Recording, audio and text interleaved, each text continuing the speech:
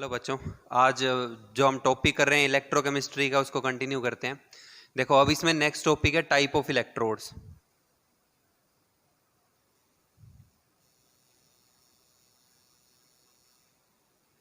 Type of electrodes.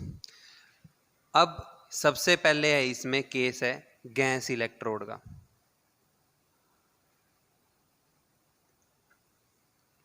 देखो gas electrode जो है उसमें बनाते हुए क्या होगा, जैसे मान लो कि हम पहले एग्जांपल लेके चल रहे हैं हाइड्रोजन इलेक्ट्रोड।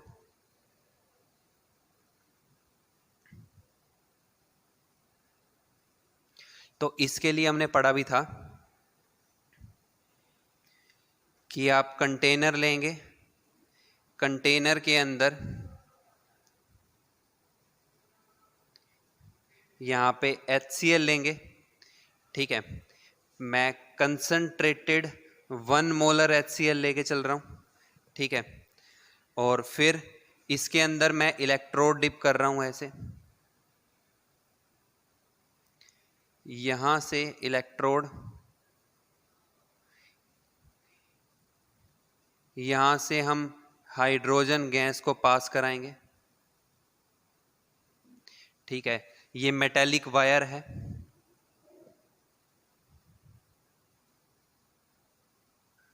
और ये जो है हमारे पास ये प्लैटिनम की फॉयल है कनेक्शन करने के लिए, ठीक है। इसके बाद देखो अगर कंसंट्रेशन जो है वो 1 मोलर है, टेम्परेचर जो है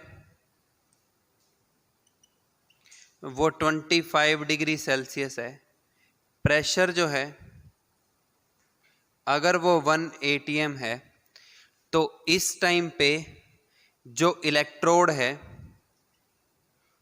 उसको आप क्या कहते हैं, स्टैंडर्ड इलेक्ट्रोड।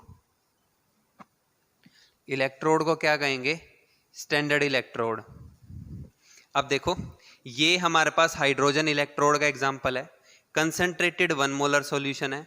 अगर यहां से जो गैस पास कर रहे हैं इसका प्रेशर 1 atm है और जो टेम्परेचर है वो 25 डिग्री सेल्सियस है, ठीक है।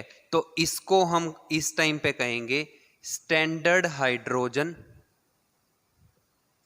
Standard hydrogen electrode, standard hydrogen electrode. और जब हम इसकी रिएक्शन लिख रहे होंगे तो देखो अगर यहां पे दो केस हैं, आइदर H पॉजिटिव और H2, either of these, either one of these will react, इन दोनों में से एक रिएक्ट करेगा चाहे वो कुछ भी हो, ठीक है। अब इस केस के अंदर अगर मान लो कि standard hydrogen electrode acting as anode है, अगर स्टैंडर्ड हाइड्रोजन इलेक्ट्रोड जो है वो एज ए एनोड वर्क कर रहा है, तो एनोड के ऊपर क्या होता है, ऑक्सीडेशन। तो एनोड के ऊपर क्या हो रहा होगा, ऑक्सीडेशन हो रहा होगा।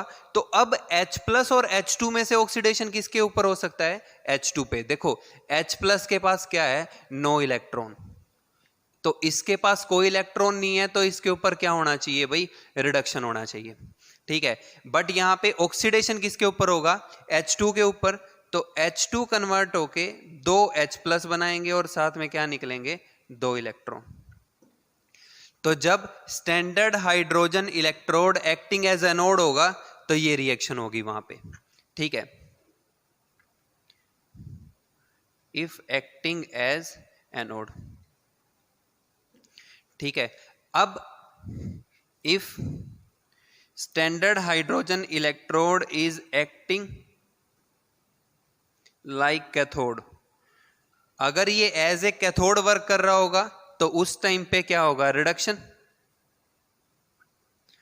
फिर क्या बनेगा, 2 H प्लस 2 इलेक्ट्रॉन को एक्सेप्ट करके क्या बना देगा, H2 गैस, और वो बाहर निकलेगी। तो अगर एक्टिंग एज एनोड है तो आपने ये रिएक्शन लिखनी है, अगर एक्टिंग एज कैथोड है तो ये रिएक्शन लिखनी है। अब बात ये आती है कि भाई हम इसको रिप्रेजेंट कैसे करेंगे, कि आप इसको कैसे लिख सकते हो। ठीक है, तो भाई आप इसको ऐसे लिख सकते हो कि प्लेटिनम विद H2। ठीक है, देखो हाइड्रोजन, कोई भी जो गैस है, गैस इज ऑलवेज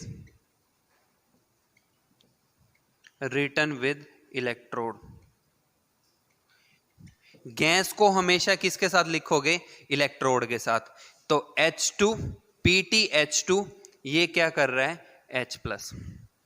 ठीक है, तो ये आप ध्यान रखना है आपने कि ये आपके पास बन सकता है कि आपको हमेशा इसको ऐसे ही रिप्रेजेंट करना है।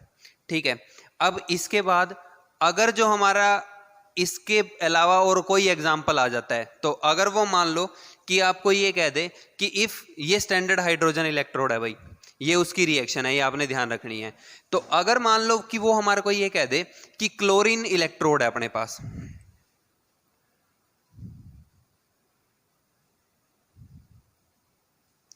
तो केस क्या होगा? यहां पे H2 की जगह क्या पास हो रहा होगा? Cl2 gas. अब इसके बाद फर्क क्या आ जाएगा फिर? H2 की जगह कौन रिएक्ट कर रहा होगा? Cl2 क्या बन रहे होंगे? 2Cl+ और 2Cl+। ठीक है, अब सॉल्यूशन के अंदर देखो, अगर आप यहां पे HCl ही लेके चल रहे हो तो एक तो क्या होगा? Cl2 होगा, एक क्या होगा? Cl- होगा। ठीक है, तो जब हम क्लोरीन गैस लेके चल रहे हैं तो क्लोरीन गैस के केस के अंदर जहां पे सॉल्यूशन हमने HCl का ही लिया हुआ है, एक तो Cl2 है और एक क्या है? Cl-। अब ऑक्सीडेशन किसका होगा? Cl- का, क्योंकि इसके पास इलेक्ट्रॉन है। देखो एक चीज का ध्यान रखना है कि ये इलेक्ट्रोनेगेटिव एलिमेंट है तो इसका कैटायन नहीं बन सकता। ठीक है, इसका क्या बनेगा? हमेशा एनायन, या एनायन किस में कन्वर्ट हो सकता है? न्यूट्रल में। तो ये रिएक्शन बनेगी, 2Cl- कन्वर्ट होके क्या बनाएंगे? Cl2 और क्या करेंगे? 2 इलेक्ट्रॉन लॉस। अब फिर इसके बाद क्या होगा कि Cl2 2 इलेक्ट्रॉन को एक्सेप्ट करके क्या करेगा कि 2Cl- बनाएगा, क्या? एक्वस। ठीक है, तो स्टैंडर्ड हाइड्रोजन इलेक्ट्रोड की जगह अगर क्लोरीन इलेक्ट्रोड है तो उस टाइम पे ये रिएक्शन बनेगी। आपको क्या करना है? जो नाम वो लिख रहा है उसके आयन देखने हैं कौन कौन से है। तो सॉल्यूशन में क्या था? Cl- था, यहां से क्या पास कर रहा था? Cl2। If you have, now you have to look for which one of these can get oxidise and which one can get to reduce. तो अब हम ये देख सकते हैं कि ये इलेक्ट्रोनेगेटिव एलिमेंट है तो कैटायन तो बनाएगा नहीं, एनायन न्यूट्रल हो सकता है, तो इसके ऊपर क्या होगा? ऑक्सीडेशन, और इसके ऊपर क्या होगा? रिडक्शन। अब रिप्रेजेंटेशन करने के लिए फिर वैसे ही करोगे, पीटी प्लेटिनम फॉयल है, Cl2 gas is converting into Cl- aqueous. तो ये इसकी जो रिप्रेजेंटेशन है वो ऐसे आ रही होगी आपके पास। ठीक है, तो जो गैस इलेक्ट्रोड है भाई वो हमारे पास ये बन सकते हैं। ठीक है, अब इसके बाद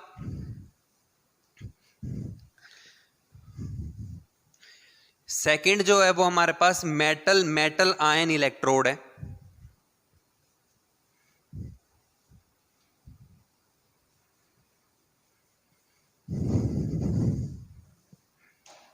सेकंड है हमारे पास मेटल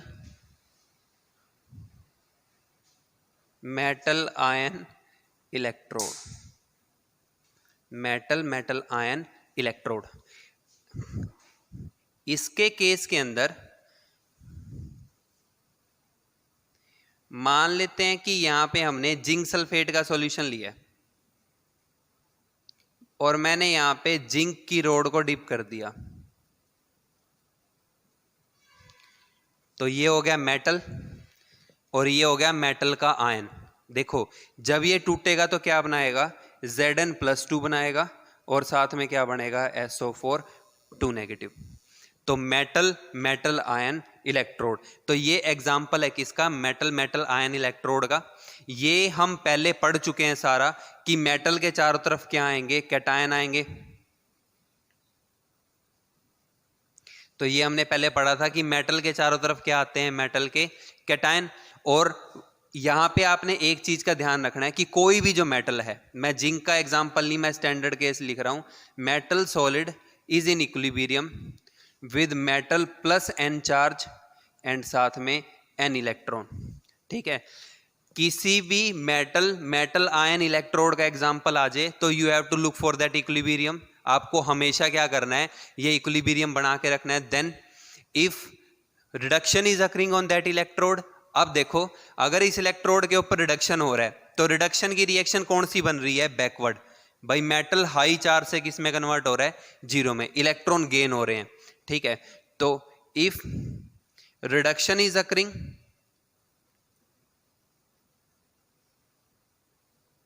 ऑन दिस इलेक्ट्रोड,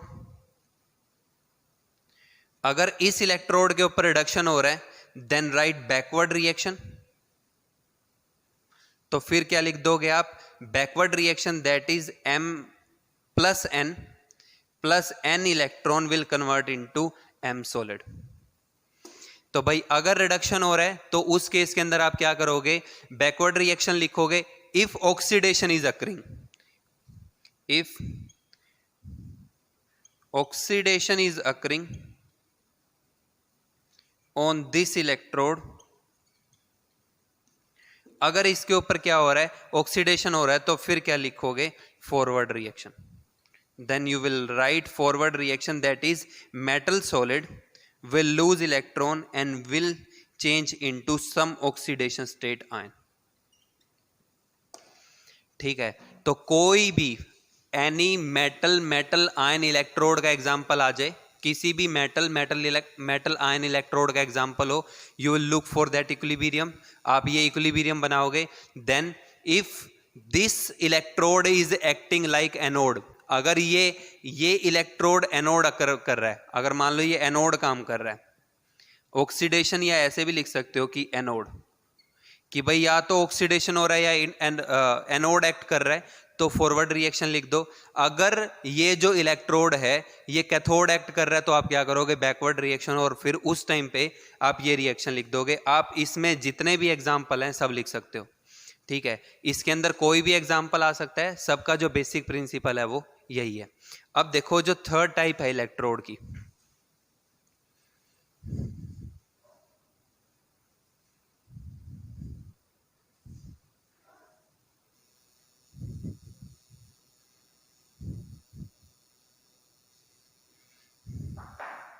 अब देखो थर्ड टाइप है हमारे पास metal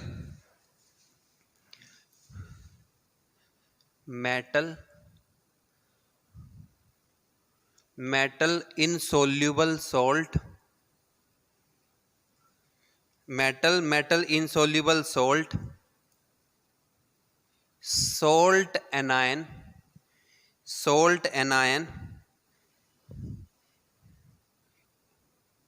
electrolyte electrode. Metal insoluble salt electrode, और जो मेटल इनसोल्यूबल सॉल्ट है ये आपको लेके चलने हैं sparingly soluble. Sparingly soluble salt के लिए हमने ये पढ़ा था, which has very less solubility, जिसकी सोल्यूबिलिटी बहुत ज्यादा कम होगी उसको आप क्या कहेंगे, मेटल इनसोल्यूबल सॉल्ट या स्पेरिंगली सोल्यूबल सॉल्ट इलेक्ट्रोड। अब देखो इसके अंदर आपने करना क्या है, इस टाइप का इलेक्ट्रोड बनाते हुए आपको सॉल्यूशन जो लेके चलना है। ठीक है, सॉल्यूशन के अंदर जो एनायन है वो सेम होना चाहिए जो किसके अंदर है, इलेक्ट्रोड के अंदर। ठीक है, electrolyte will have same anion as in sparingly soluble salt। जो स्पेरिंगली सोल्यूबल सॉल्ट के अंदर एनायन है, इलेक्ट्रोलाइट के अंदर भी क्या होना चाहिए, वही एनायन होना चाहिए। अब देखो इसके अंदर हम एग्जांपल लेके चलते हैं।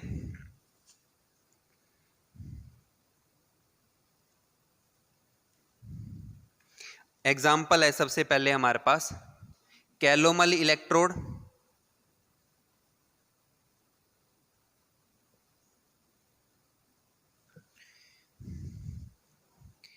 अब इस केस के अंदर देखो आपने करना क्या है कि जब हम कैलोमल इलेक्ट्रोड बना रहे हैं, ठीक है, तो कैलोमल इलेक्ट्रोड बनाते हुए आपने नीचे यहां पे ऐसे नीचे टब के अंदर यहां पे मरकरी का पेस्ट लेके चलना है।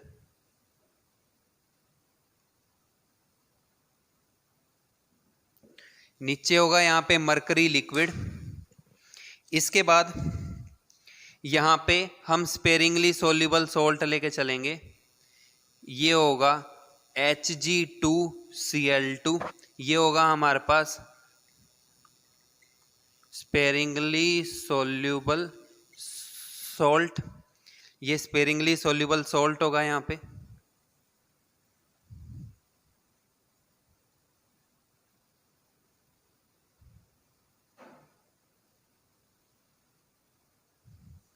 ठीक है, इसके बाद देखो फिर आपने क्या करना है, यहां पे लेके चलना है फिर KCl का सॉल्यूशन।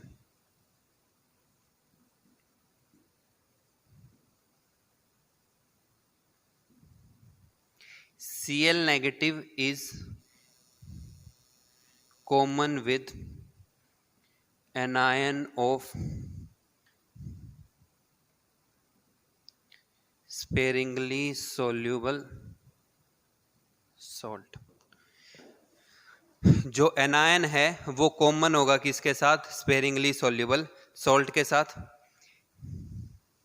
इसके बाद यहां पे वैसे ही प्लेटिनम की वायर जो किस लिए यूज करते हैं हम, सर्किट को कंप्लीट करने के लिए, ठीक है। अब इसके बाद ये IIT PMT वाले बच्चों ने ध्यान रखने हैं, कुछ स्टैंडर्ड केस हैं कि अगर कंसंट्रेशन ऑफ KCl सॉल्यूशन, अगर KCl सॉल्यूशन की कंसंट्रेशन 0.1 नॉर्मल है,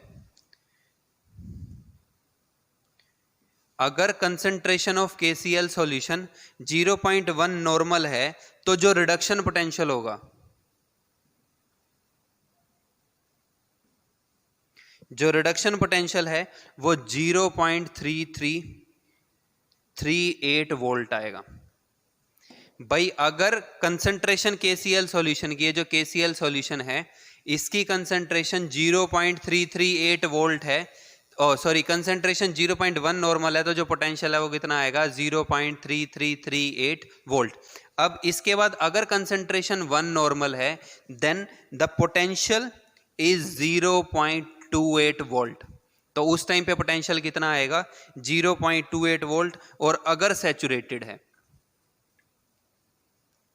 अगर सैचुरेटेड है तो इस केस के अंदर जो पोटेंशियल आएगा वो 0.215 वोल्ट आएगा, ठीक है। अब इस केस के अंदर इस इलेक्ट्रोड की जो रिप्रेजेंटेशन है, अब बात आती है कि then how we will represent that electrode. So while representing that electrode you will remember, अब देखो इस केस के अंदर होगा क्या हमारे पास कि सबसे पहले क्या है, मरकरी लिक्विड है, मरकरी लिक्विड। अब ये इक्विलिब्रियम, अब देखो ये फेस चेंज हो रहा है, ये सॉलिड था ना, ये लिक्विड था, सॉरी मरकरी लिक्विड था। अब Hg2Cl2 क्या है हमारे पास, सॉलिड है, तो ये सिंगल लाइन मैंने इसलिए लगाई है क्योंकि यहां पे क्या हो रहा है, फेस चेंज हो रहा है। अब इसके बाद फिर यहां पे साथ में क्या होगा, KCl एक्वस, तो ये रिप्रेजेंटेशन होगी किसकी, इस हमारे पास कैलोमल इलेक्ट्रोड की या मरकरी इलेक्ट्रोड की, ठीक है। अब इसके बाद अगर मान लो कि रिएक्शन हो रही है, भाई अगर मान लो कि इसके ऊपर रिडक्शन हो रहा है, then how we can write that equation. अब आपको ये देखना है कि ऑक्सीडेशन और रिडक्शन जो है वो किसका होगा। तो भाई अगर बात हम करें तो भाई अगर ये जो इलेक्ट्रोड है ये एनोड एक्ट कर रहा है, इफ इसके बाद एक चीज का और ध्यान रखना, Hg plus will not exist in solution. Hg plus solution में कभी एग्जिस्ट नहीं करता, ये हमेशा Hg2 प्लस 2 बनाता है। दो Hg जो हैं वो कंबाइन होके क्या बना के देते हैं हमेशा, Hg प्लस 2। ठीक है, तो अब अगर ये इफ एनोड एक्ट कर रहा है, if this electrode is acting like anode, अगर ये जो इलेक्ट्रोड है ये एनोड की तरह वर्क कर रही है, तो क्या होगा, दो मरकरी लिक्विड, दो Cl नेगेटिव एक्वस के साथ कन्वर्ट होके क्या बनाएंगे, Hg2Cl2 सॉलिड बनाएंगे, और साथ में क्या करेगा, दो इलेक्ट्रॉन लॉस करेगा। भाई एक मरकरी एक इलेक्ट्रॉन लॉस कर रहा है, तो दो मरकरी क्या करेंगे, दो इलेक्ट्रॉन को लॉस कर देंगे। ठीक है, अगर यहां पे ये एक्ट कर रहा है एनोड, तो ये रिएक्शन होगी if this electrode is acting like cathode, अगर ये जो इलेक्ट्रोड है ये कैथोड एक्ट कर रहा है तो रिवर्स रिएक्शन लिखनी है। फिर Hg2Cl2 सॉलिड दो इलेक्ट्रॉन को एक्सेप्ट करके दो मरकरी लिक्विड बनाएगा, साथ में क्या रिलीज होंगे, दो Cl नेगेटिव, और वो कहां पे जाएंगे, एक्वस के अंदर। ठीक है, तो भाई ये स्टैंडर्ड केस बनता है किसका, कैलोमल इलेक्ट्रोड का। पोटेंशियल का जो क्वेश्चन है ये आपने ध्यान रखना है, ये शायद एक बार आया भी हुआ है पीएमटी में, कि डायरेक्टली उसने पूछा हुआ है कि जो पोटेंशियल है वो क्या आ सकता है।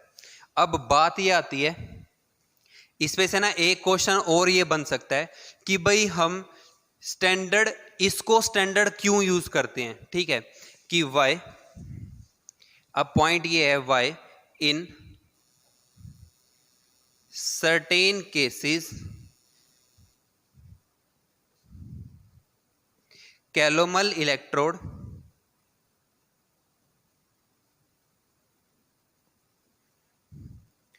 is used as standard electrode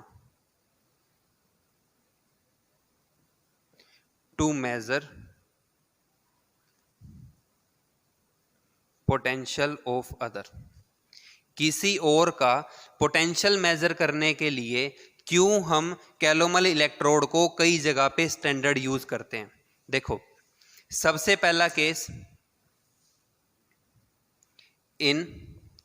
सबसे पहले केस में देखो ये है कि जो स्टैंडर्ड हाइड्रोजन इलेक्ट्रोड है, इट इज वेरी डिफिकल्ट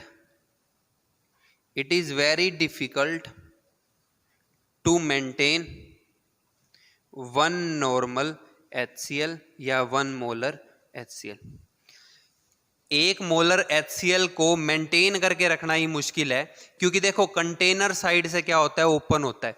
ठीक है, क्या होगा वहां पे, मॉइस्चर जो है वो एब्जॉर्ब होगा, और कंसंट्रेशन क्या करेगी, वेरी। तो स्टैंडर्ड इलेक्ट्रोड को हम कभी भी रेफरेंस इलेक्ट्रोड ज्यादा केसेस में इसलिए यूज नहीं करते, क्योंकि ये वहां पे क्या हो जाता है कि H+ की कंसंट्रेशन को 1 मोलर मेंटेन करके रखना जो है वो मुश्किल है। दूसरा, it is very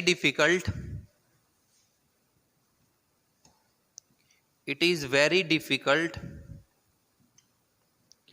to maintain 1 ATM pressure. एक ATM प्रेशर जो है वो भी मेंटेन करके रखना मुश्किल है, तो इसलिए हम स्टैंडर्ड हाइड्रोजन इलेक्ट्रोड को ज्यादा यूज नहीं करते। किसको यूज करते हैं, कैलोमल इलेक्ट्रोड को। ये ठीक है, तो ये हमारे पास केस बनता है कि इसका metal insoluble salt anion electrode, electrolyte electrode. ठीक है, इसका एक और एग्जाम्पल भी हो सकता है, और वो एग्जाम्पल हम